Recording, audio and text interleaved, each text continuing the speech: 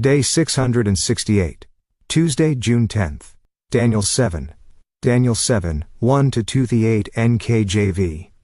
In the first year of Belshazzar king of Babylon, Daniel had a dream and visions of his head while on his bed. Then he wrote down the dream, telling the main facts. Daniel spoke, saying, I saw in my vision by night, and behold, the four winds of heaven were stirring up the great sea, and four great beasts came up from the sea, each different from the other. The first was like a lion and had eagle's wings. I watched till its wings were plucked off, and it was lifted up from the earth and made to stand on 2 feet like a man, and a man's heart was given to it. And suddenly another beast, a second, like a bear. It was raised up on one side, and had 3 ribs in its mouth between its teeth, and they said thus to it, Arise, devour much flesh.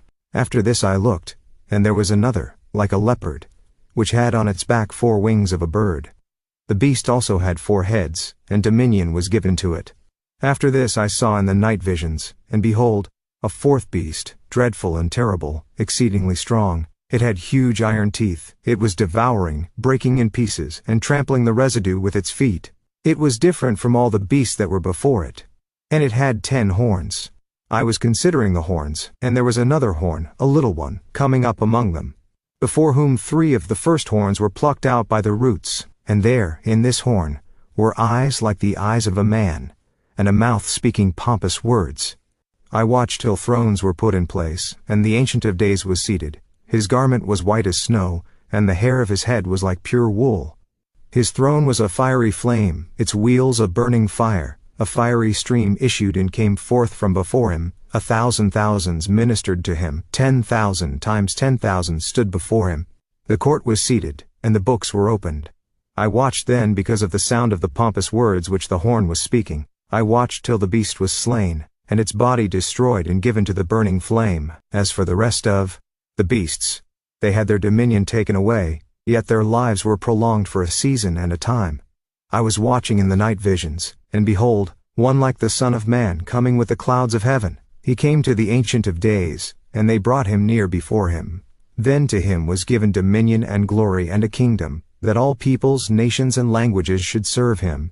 His dominion is an everlasting dominion, which shall not pass away, and his kingdom the one which shall not be destroyed. I, Daniel, was grieved in my spirit within my body, and the visions of my head troubled me. I came near to one of those who stood by, and asked him the truth of all this. So he told me and made known to me the interpretation of these things. Those great beasts which are 4 kings which arise out of the earth. But the saints of the Most High shall receive the kingdom, and possess the kingdom forever, even forever and ever. Then I wished to know the truth about the 4th beast, which was different from all the others, exceedingly dreadful, with its teeth of iron and its nails of bronze, which devoured, broke in pieces, and trampled the residue with its feet, and the 10 horns that were on its head, and the other horn which came up, before which 3 fell, namely, that horn which had eyes and a mouth which spoke pompous words, whose appearance was greater than his fellows.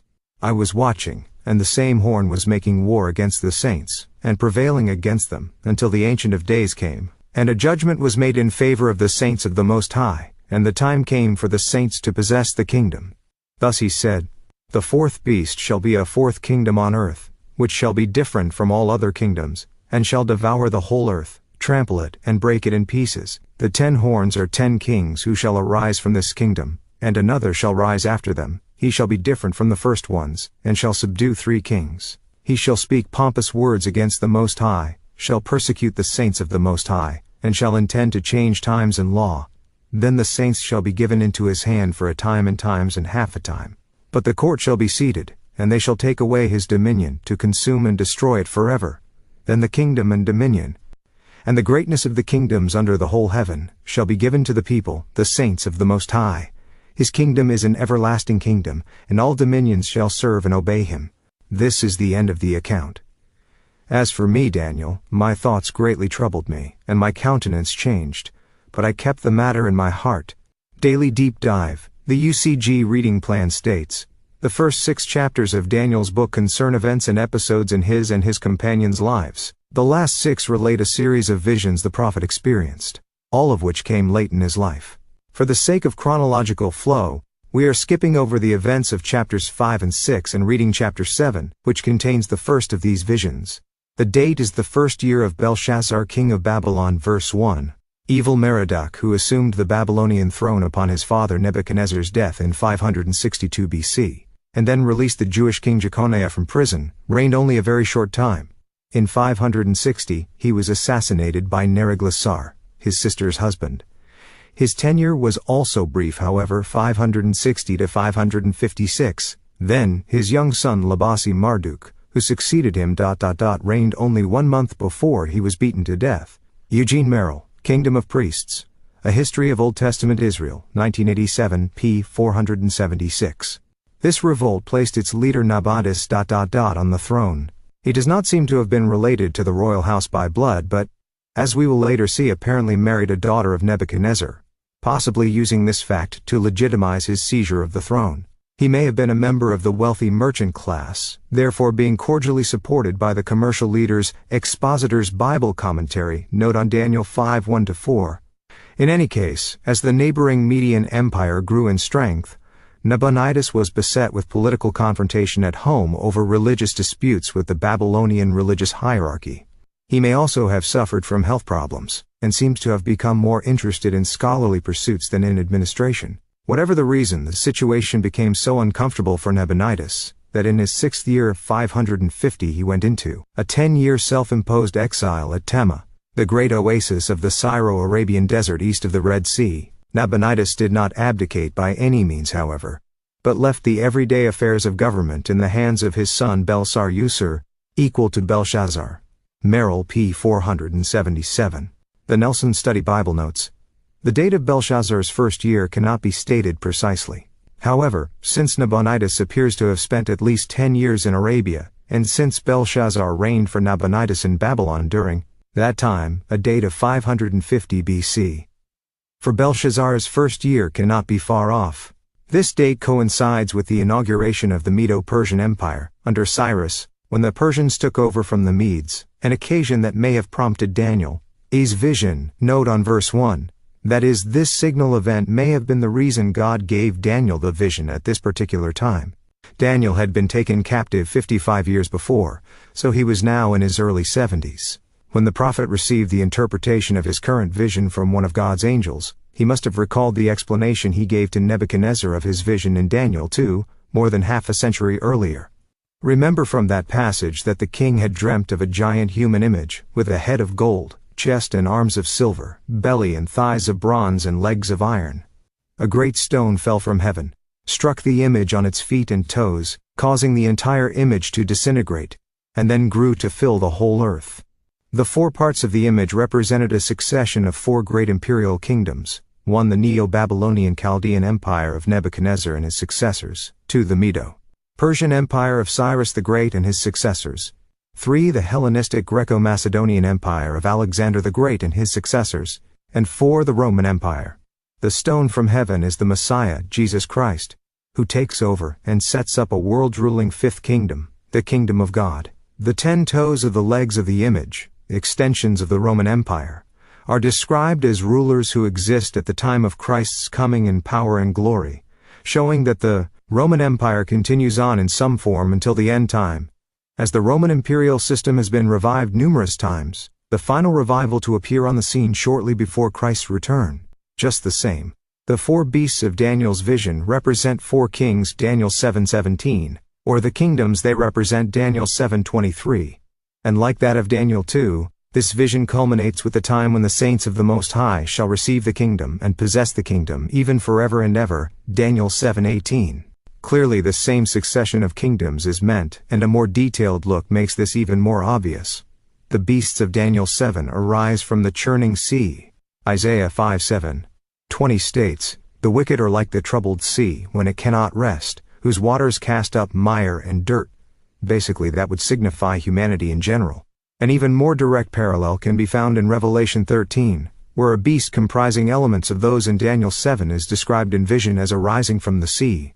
And in another prophecy of the beast in Revelation 17, the waters of the sea represent peoples, multitudes, nations, and tongues, verse 15. So it would appear that each of these beasts arises from a conglomerate of various nations and peoples.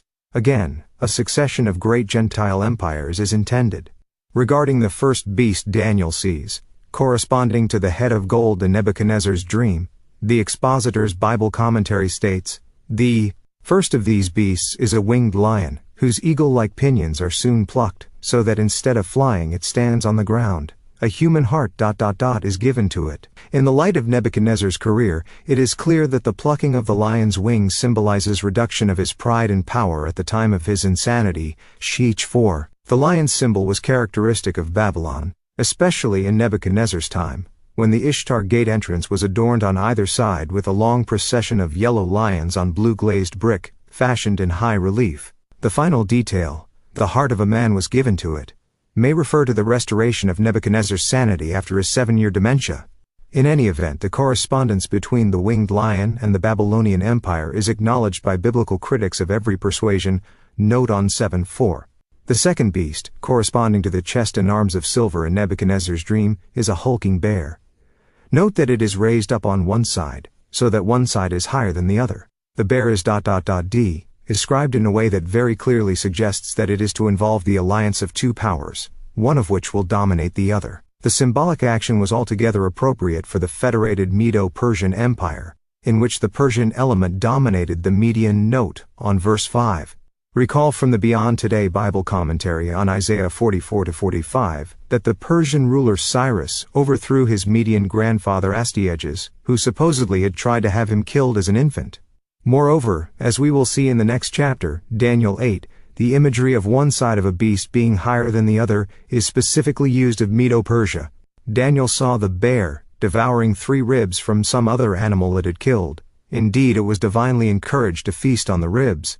This corresponds perfectly to the 3 major conquests the Medes and Persians made under the leadership of King Cyrus and his son Cambyses, namely the Lydian kingdom in Asia Minor, which fell to Cyrus in 546, the Babylonian, Chaldean Empire, which he annexed in 539, and the kingdom of Egypt, which Cambyses acquired in 525. Note on verse 5. The third beast, corresponding to the bronze belly and thighs of Nebuchadnezzar's dream, is a 4-winged, 4-headed leopard, powerful and swift. This beast portrays the division of Alexander's swiftly won empire into 4 separate parts within a few years after his death in 323 BC. The initial arrangement involved the area of Greece and Macedon under Antipater, and then Cassander, Thrace and Asia Minor under Lysimachus, all of Asia except Asia Minor and Palestine under Seleucus, and Egypt-Palestine under Ptolemy. Even after the breakdown of Lysimachus's kingdom, a separate realm was maintained by Eumenes of Pergamum and others, so that the quadripartite character of the Greek Empire was maintained, despite the most determined efforts of the more aggressive Seleucids and Ptolemies to annex each other into a single realm. Very clearly then, the 4 heads and 4 wings represent the Macedonian conquest and its subsequent divisions. Note on verse 6. We'll see further substantiation of this in Daniel 8, where the kingdom of Greece is specifically identified as dividing into 4 parts, c. 8:21-22. The fourth beast is a fierce creature unlike any known animal. Paralleling the iron legs of Nebuchadnezzar's vision, this beast has iron teeth. Daniel 2 had stated, "And the fourth kingdom shall be as strong as iron, inasmuch as iron breaks in pieces and shatters all things, and like iron that crushes, that kingdom will break in pieces and crush all the others." Verse 40.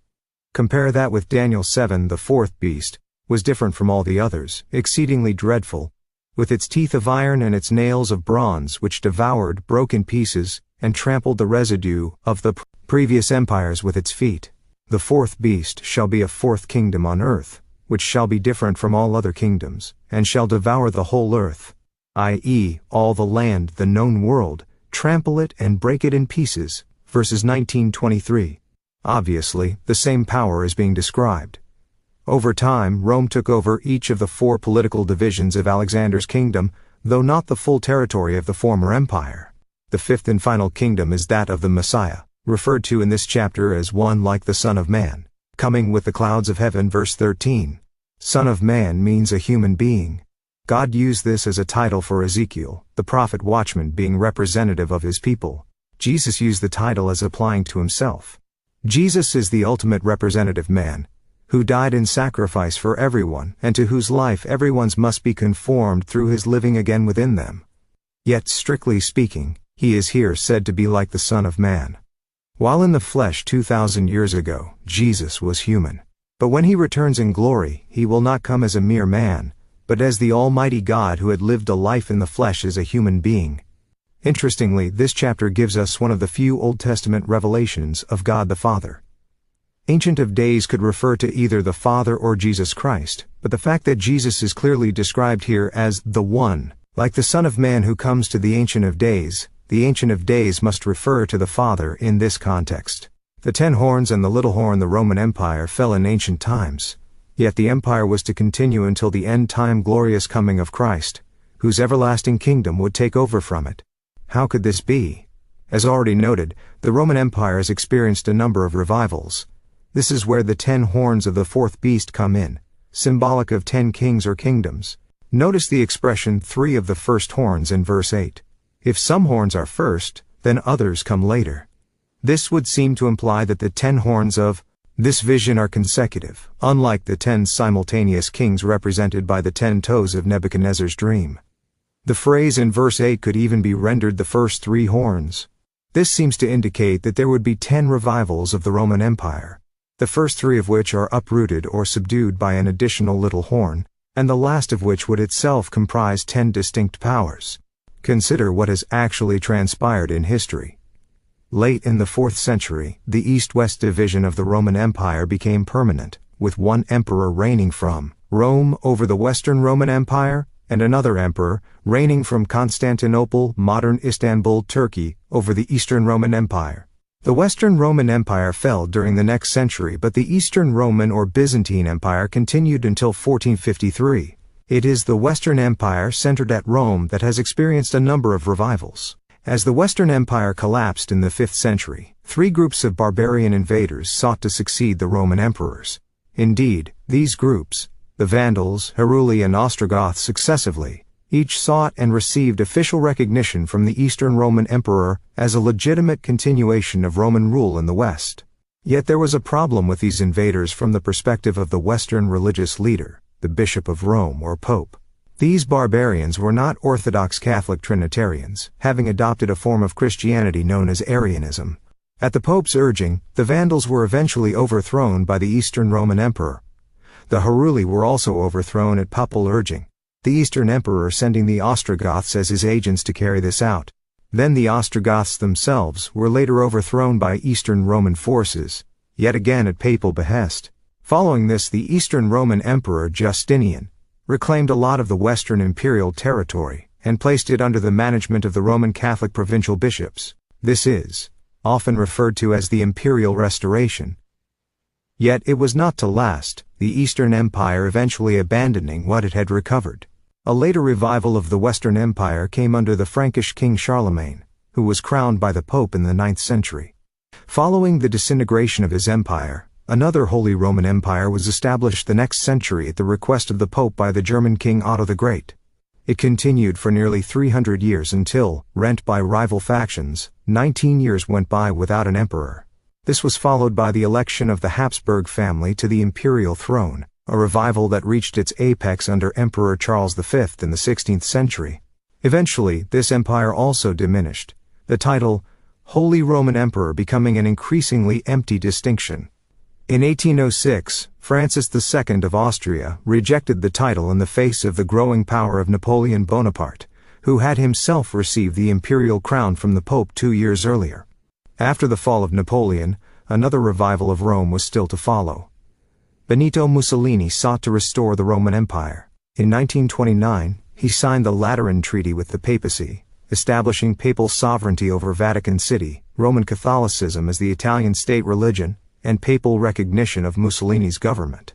In partnership with Mussolini was Adolf Hitler, who sought restoration of the imperial Roman tradition in Germany. The Vatican signed a concordat with Hitler in 1933, protecting the rights of the Church in Nazi Germany and giving Hitler's regime an outward semblance of legitimacy. That gives us 9 revivals in all.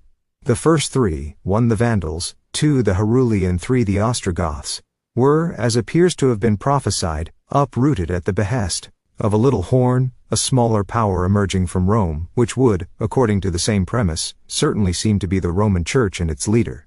Appearing to strengthen the identification is the fact that the last 6 revivals were all, by contrast, sanctioned by the papacy: 4 Justinian's imperial restoration, 5 Charlemagne's Carolingian Empire, 6 Otto the Great's Roman Empire of the German nation, 7 the Holy Roman Empire under the Habsburg dynasty, 8 Napoleon's French Empire, and 9 the Hitler-Mussolini axis. This listing shows that just one imperial revival yet remains to come on the scene, the final one, which will exist at the time of Christ's return.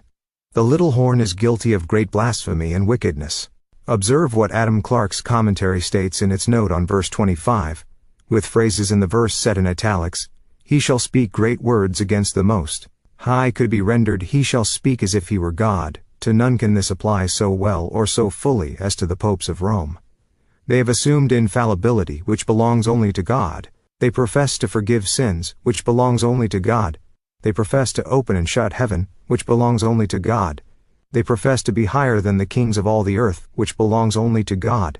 And they go beyond God in pretending to loose whole nations from their oath of allegiance to their kings, when such kings do not please them, and shall wear out the saints by wars, crusades, massacres, inquisitions, and persecutions of all kinds. What in this way have they not done against all those who have protested against their innovations, and refused to submit to their idolatrous worship? Witness the exterminating crusades published against the Waldenses and Albigenses. And think to change times and laws, appointing fasts and feasts, canonizing persons whom he chooses to call saints, granting pardons and indulgences for sins, instituting new modes of worship utterly unknown to the Christian Church, new articles of faith, new rules of practice, and reversing with pleasure the laws both of God and man. Verse 25 concludes with this statement: "Then the saints shall be given into his hand for a time and times and half a time." This expression occurs again in the book of Revelation 12 as the time, during which a portion of God's church is protected just prior to Christ's return. Some argue that the expression does not refer to a specific period of time, but such particular language would be a rather odd way to express something indefinite. Much more likely is that a time denotes a year. Times in the plural would need to mean the smallest plural, 2, for this to be at all comprehensible. This yields a total of 3.5 years, a figure consistent with the 1,260-day work of the end-time 2 witnesses in Revelation 11:3, and the 42 months of Revelation 11:2 and 13:5. What the statement in Daniel is telling us is that all the awful blasphemy and evil of the false Christian system during the Middle Ages was only a forerunner of what is going to happen in the last 3.5 years before Christ's return. The dominion of the little horn is consumed and destroyed when the kingdom of God is set up, verses 26 to 27.